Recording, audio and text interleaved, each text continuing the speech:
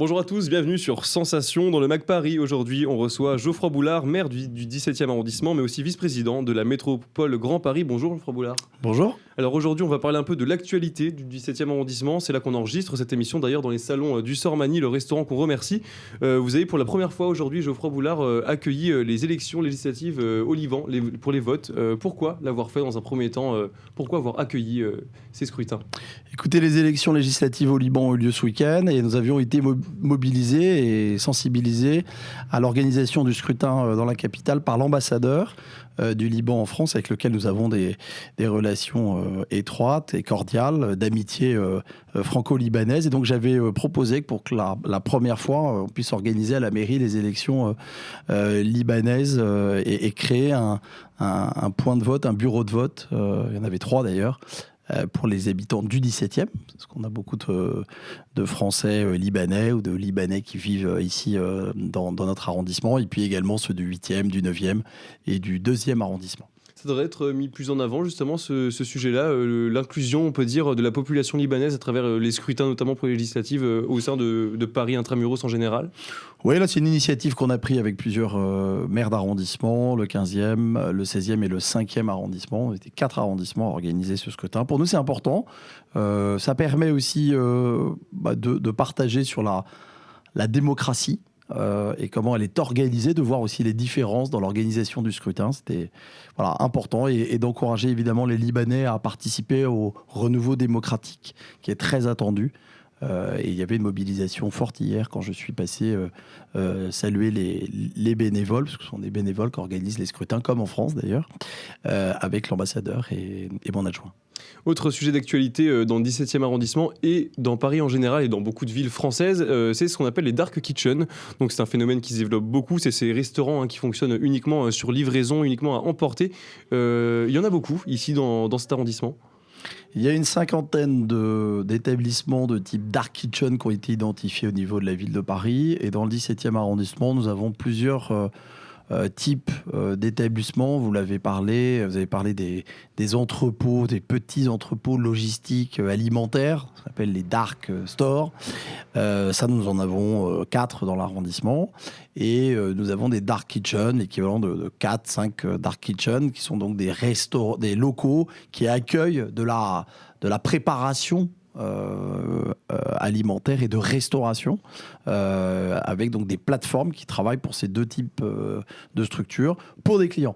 Et la difficulté qu'on a, c'est que ce sont des lieux qui sont souvent pas adaptés, puisque ce sont au rez-de-chaussée de copropriété, avec des immeubles qui ne sont pas du tout insonorisés, des voiries et aménagement urbain pas du tout non plus adapté à ces allées et venues de livreurs ou alors tout simplement d'approvisionnement dans des petites rues du 17e arrondissement. Donc je me suis mobilisé avec mes adjoints pour faire en sorte que ces plateformes de type Cajou, Fink, Gorilla, trouvent des locaux ailleurs que dans la zone la plus dense, et donc des petites rues qui ne sont pas du tout adaptées à cela. Et donc on travaille de manière constructive à essayer de leur trouver des locaux en périphérie, où il y a moins d'habitants et qui permettent de l'activité économique, parce que c'est aussi des emplois derrière. Après, on est soucieux aussi qu'il n'y ait pas d'incivilité, notamment dans les plateformes que vous connaissez, Deliveroo, Uber Eats, qui aujourd'hui emploient un certain nombre de personnels sans forcément en être les employeurs. Donc c'est un vrai sujet. Et nous, on veut des entreprises responsables. Les plateformes, tout le monde a besoin de se faire livrer, mais on a besoin aussi d'engagement de la part de ces plateformes, parce que elles vont intervenir et faire intervenir des personnes dans un écosystème, dans un environnement où il y a des habitants qui ont besoin de dormir. Justement, ces habitants, ça pose des problèmes aussi pour eux au niveau de la tranquillité. Oui, on a des remontées d'habitants qui dorment plus, parce que il y a des allées et venues incessantes en pied d'immeuble, alors que c'était le calme absolu pendant des années. Et l'arrivée de ces structures, avec beaucoup de capitaux parfois, avec des grands groupes qui financent ce type de plateforme, eh bien, ils font un peu profit de l'environnement, des riverains, du stationnement, du trottoir. Et on a un ensemble d'incivilités. Donc ça, c'est un sujet sur lequel je me suis mobilisé pour notamment essayer de déporter un certain nombre de livreurs des zones les plus densément occupées, je dirais, au pied des immeubles, pour les éloigner des zones d'habitation avec des zones tampons. Donc on est en train d'expérimenter du côté de la porte de Champéret une zone tampon, c'est une première à Paris, avec Uber Eats et avec Deliveroo qui ont bien voulu collaborer à éloigner les livreurs. On mesurera l'effet avant l'été. Alors le temps passe vite, j'aimerais qu'on aborde, Geoffroy Boulard, la Métropole Grand Paris. Vous en êtes le vice-président. Métropole Grand Paris qui a dernièrement conclu une convention de partenariat avec le Sitcom, donc je rappelle le syndicat francilien en charge du traitement des déchets. En quoi consiste concrètement ce partenariat ? Alors le SICTOM, c'est évidemment un syndicat interdépartemental très important puisqu'il a en charge le traitement des déchets et vos déchets sur l'agglomération parisienne. Et donc ce syndicat, donc fédération de maires et de mairies qui se regroupent pour gérer le traitement des ordures ménagères.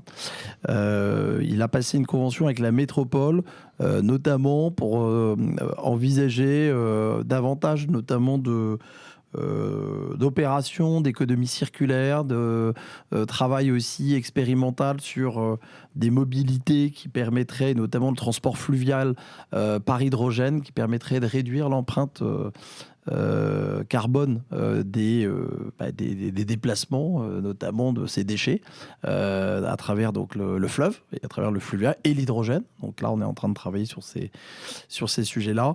Et la métropole est engagée aussi au niveau de l'innovation pour accompagner les communes et le SICTOM pour permettre tout simplement de réduire les déchets, le zéro déchet, donc d'être partenaire aussi des opérations de sensibilisation du grand public pour réduire ces déchets. Ça, c'est très important. Et puis, développer la filière et le réseau des acteurs, notamment engagés sur tout ce qui est biodéchets. Et la métropole du Grand Paris, donc, en soutien des maires, a passé cette convention avec Patrick Ollier et Éric Césari, les deux présidents de ces deux organismes. Ce partenariat, il montre justement l'importance d'une bonne gestion des déchets sur la métropole du Grand Paris en général. Vous en pensez quoi de cette gestion ? Il y a des choses à refaire, à revoir peut-être ? Alors, la métropole n'est pas compétente directement, il y a des syndicats pour ça, mais la place des déchets dans une zone urbaine comme celle de la métropole, 7,2 millions d'habitants, une zone très très dense, Paris, avec ses 2 millions, est extrêmement identifiée au niveau mondial comme une ville qui va avoir cette problématique de densité aussi de déchets à traiter. Et donc je pense que oui, il faut une meilleure information et ça passe dès le plus jeune âge. Les actions de sensibilisation doivent être développées dès l'école. La sensibilisation à la gestion des déchets, puis aussi à une sobriété aussi peut-être à avoir au niveau de la consommation. Alors il y a des mesures qui sont prises aussi sur les plastiques. Donc voilà, ça c'est le rôle des élus aussi, d'accompagner ces grandes tendances, notamment environnementales, de réduction de la place des déchets, mais aussi des emballages, du plastique. Ça en fait partie. Des exemples de projets qui pourraient être soutenus par la MGP à ce niveau-là, sur ces thèmes-là ? Alors, sur la partie déchets, je vous le disais, nous, on n'a pas de projet. On travaille plutôt avec le SICTOM, mais on n'a pas de vocation et de compétences dans ce domaine-là. C'est pas notre compétence. Nous, on travaille avec des organismes pour amplifier la dimension de sensibilisation et financer et cofinancer des actions. Mais on ne va pas mener à proprement parler une action. Par contre, on a, nous, développé des assises de l'économie circulaire. On réunit tous les acteurs de l'économie circulaire pour qu'ils se connaissent, pour qu'ils renforcent leurs liens et qu'ils soient efficaces sur le territoire métropolitain. C'est ça le rôle de la métropole.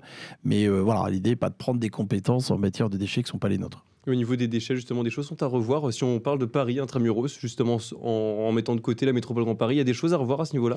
Alors, en matière de gestion de la propreté de Paris, oui, il y a beaucoup de sujets à revoir. Là, je reprends ma casquette de maire.